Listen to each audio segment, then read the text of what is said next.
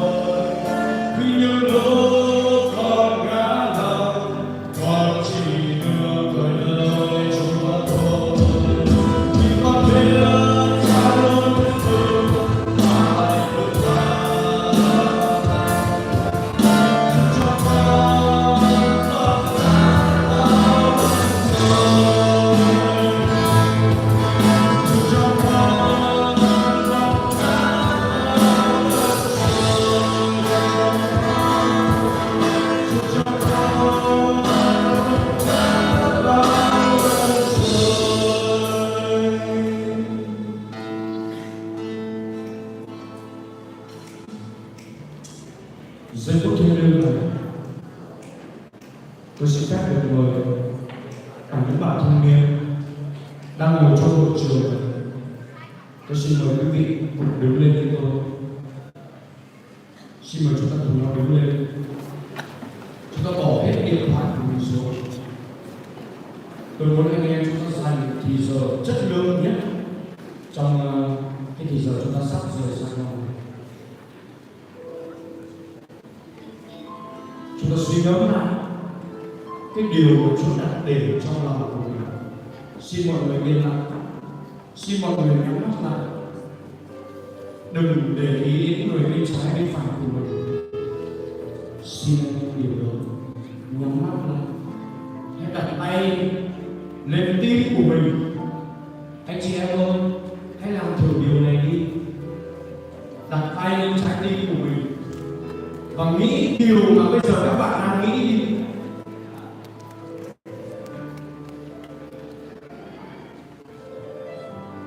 Chúng ta yên lặng xem Chúa nói với chúng ta điều gì bây giờ.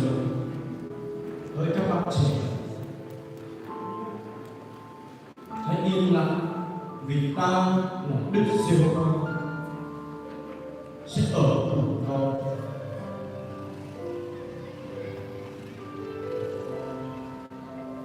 Hãy nghĩ xem điều gì đang khiến chúng ta phải suy nghĩ nào. Đặt tay lên trái tim của mình, nhắm mắt lại, tập trung vào mình này. Thánh Linh ơi, chúng con cần Chúa bây giờ. Chúng con cần Chúa hiện diện, đụng chạm đến lòng của chúng con. Xin hành động trên từng người một chúng con.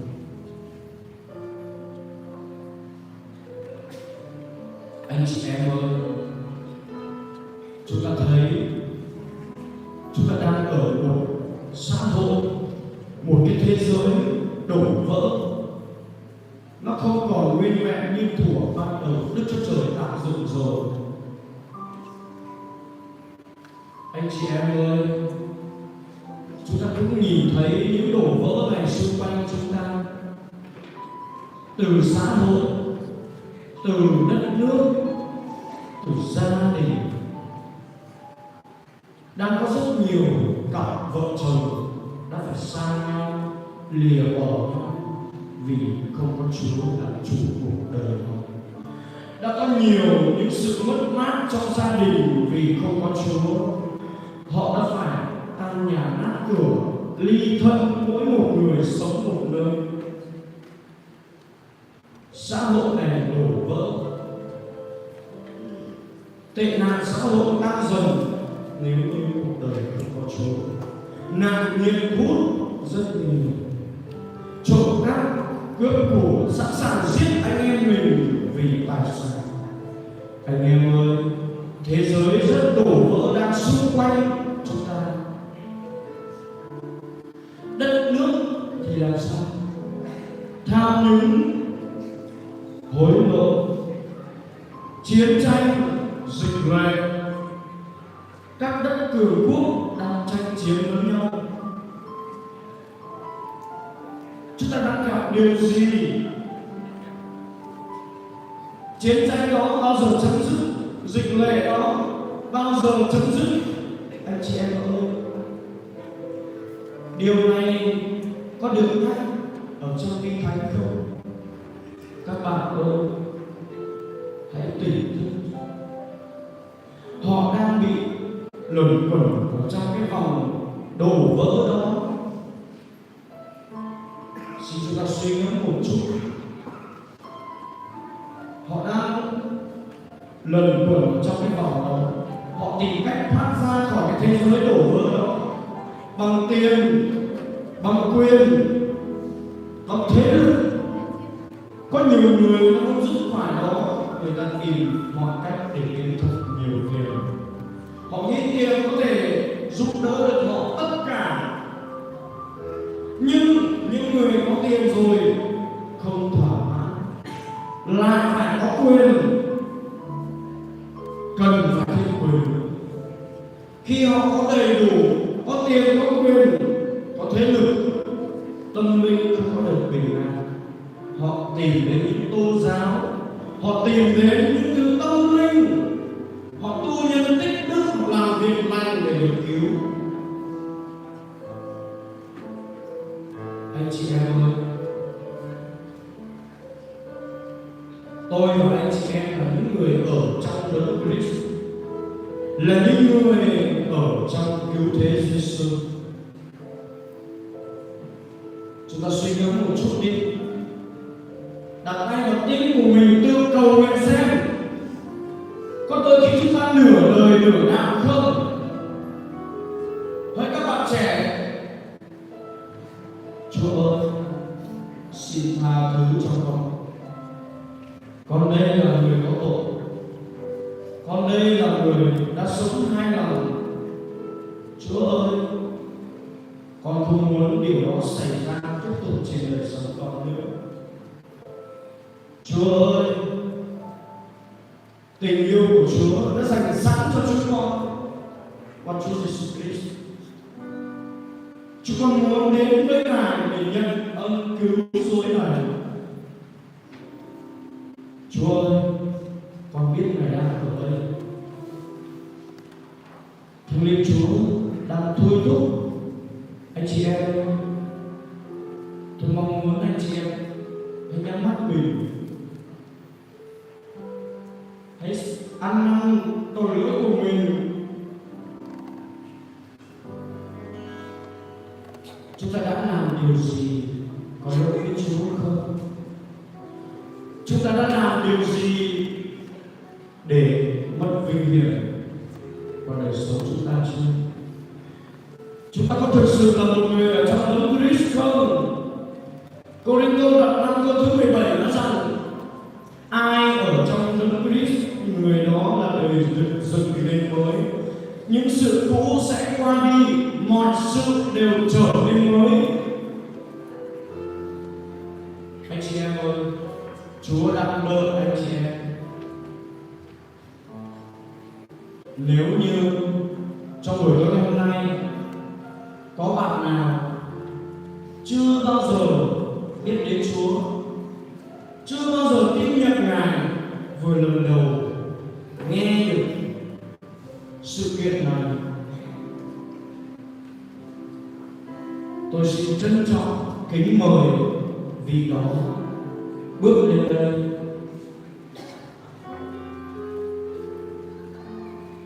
Ở đây có ai là người đầu tiên đến đây xin giơ tay? Ở đây có ai là người đầu tiên mới chưa tin Chúa? Người chưa tin Chúa có thể giơ tay lên được không?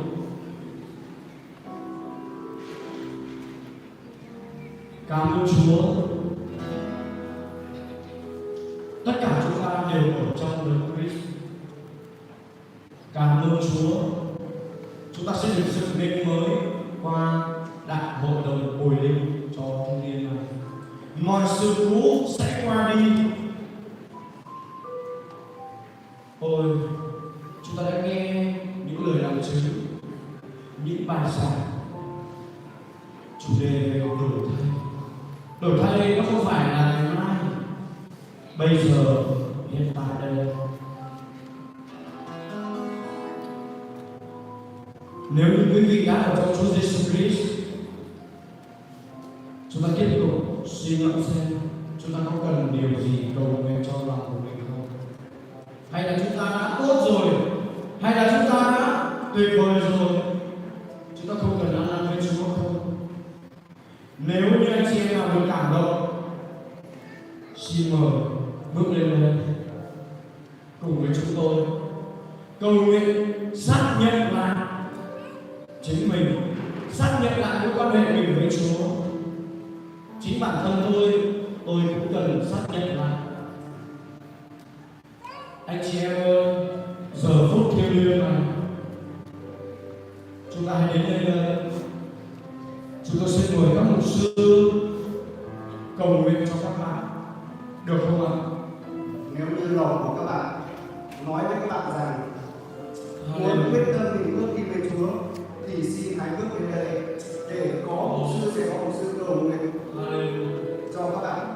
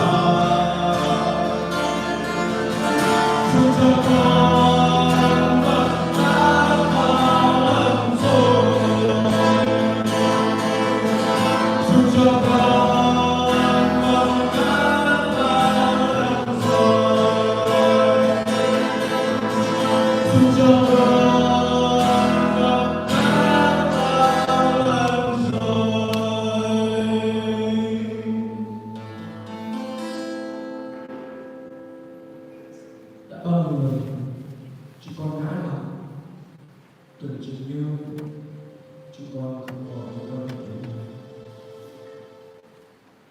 Chúa ơi, giờ đây chúng con đến trước mặt Ngài, chúng con ăn năn nếu như Chúa Ngài đã tha thứ chúng con, xin Chúa Ngài bày tỏ chúng con điều mà chúng con đã bước đi để ở Ngài. Chúa ơi, chúng con biết chúng con không xứng đáng đâu, chúng con biết chúng con không xứng đáng để nhận lấy tình yêu Ngài. Chúa ơi, xin tha thứ chúng con trên những sự vi phạm, trên những lỗi lầm của chúng con. Chúng con chỉ biết nói rằng xin tha thứ chúng con. Ngài nói với chúng con rằng nếu chúng con sẵn lòng ăn năn thì Ngài là công bình sẽ tha thứ cho chúng con. Con biết nhưng Chúa Ngài đang ở đây thăm viếng tấm lòng chúng con. Chúa ơi,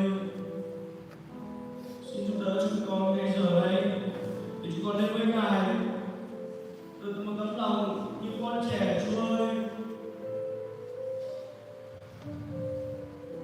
chúng con cảm ơn Chúa. Sau đây xin mời các lãnh đạo đại diện các mục sư xin lên đây cầu nguyện cho chúng con. Tất cả những người mục sư có mặt tại nơi đây. Hallelujah.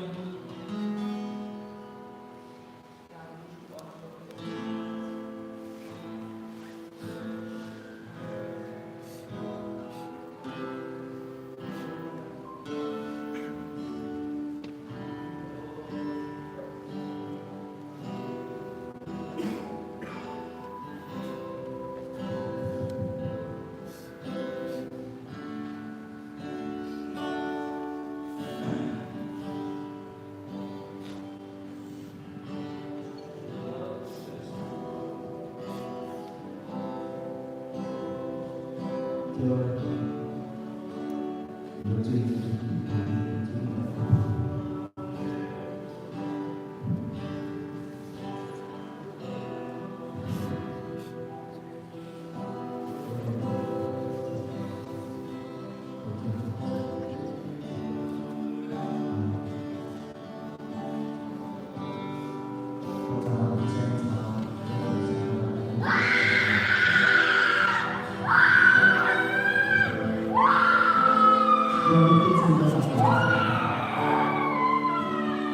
先来过来自今天的今天在空间都卖力卖起来卖了如果现在自己的人结完一场空间的人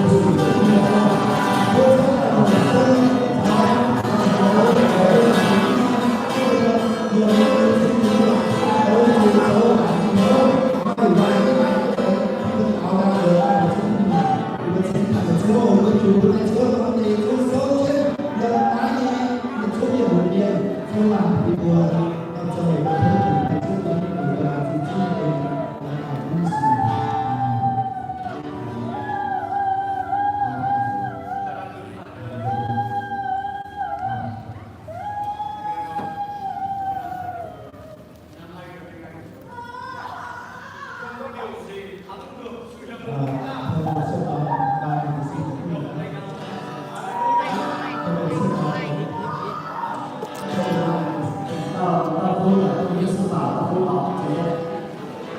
谁要这两套，把这前面铺好，这是把它铺好。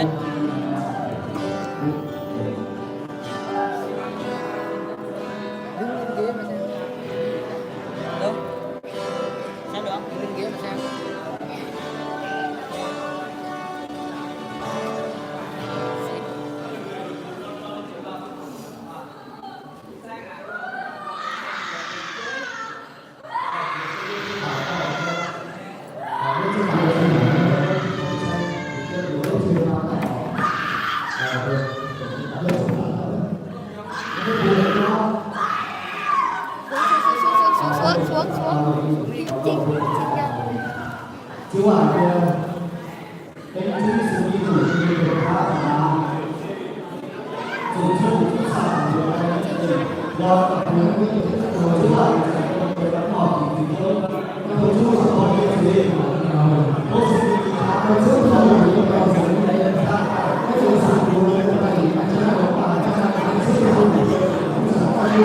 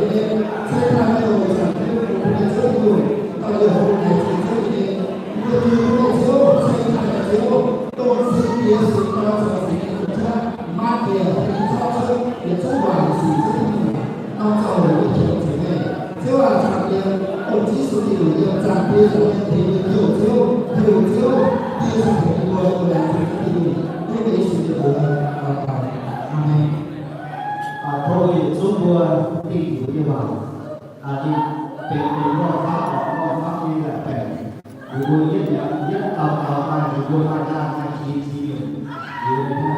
có cái chẳng một tập bao nhiêu thì nói thôi giúp vua chia lắm thì tỏ lên tao nói nó cũng tỏ chuyện thông qua chia tàu to như là các cái bìa thì anh dân tỏ sinh tiền dân tỏ sinh thông qua tàu thế to như và kia vai thỏ vai con mình chưa làm tỏ sinh tiền đã làm nhiều